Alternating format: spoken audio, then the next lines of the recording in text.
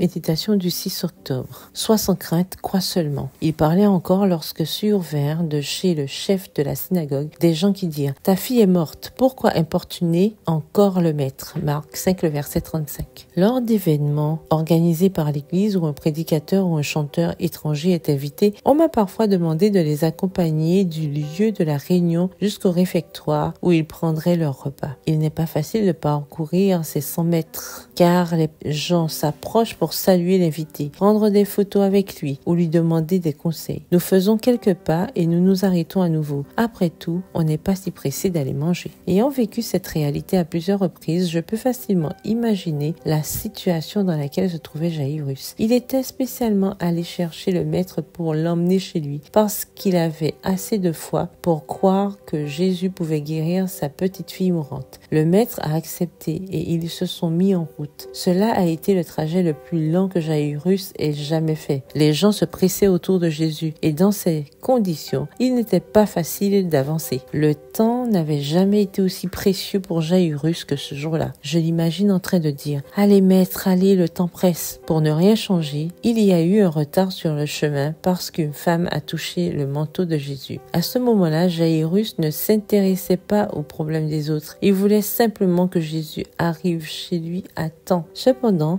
ce que le haut fonctionnaire craignait tant s'est produit. La mort est arrivée chez lui avant Jésus. Les amis de Jaïrus lui ont dit: Pourquoi importuner encore le maître? Avez-vous déjà eu l'impression de déranger le maître? Vous êtes-vous déjà demandé pourquoi d'autres reçoivent des miracles et pas vous? Pensez-vous que Jésus se déplace trop lentement pour atteindre votre maison, votre famille, votre problème? Si vous êtes sur le point d'abandonner, je voudrais vous rappeler la réponse de Jésus à ce commentaire: Sois sans crainte, crois seulement. Voir Marc 5, le verset 36. Une personne qui a peur ne connaît pas la joie de la foi. C'est pourquoi Jésus a dit au Père endeuillé: Sois sans crainte, crois seulement. Ce jour-là, Jésus n'était pas en retard. Il est arrivé juste à temps pour faire honte à la puissance de la mort. Cher ami, ne désespérez pas si vous êtes parti à la recherche du Maître. Croyez qu'il est à vos côtés. Il n'est pas loin, soyez sans crainte, croyez seulement. PS, heureuse parce que je n'ai pas peur. Bonne journée, que l'Éternel vous bénisse.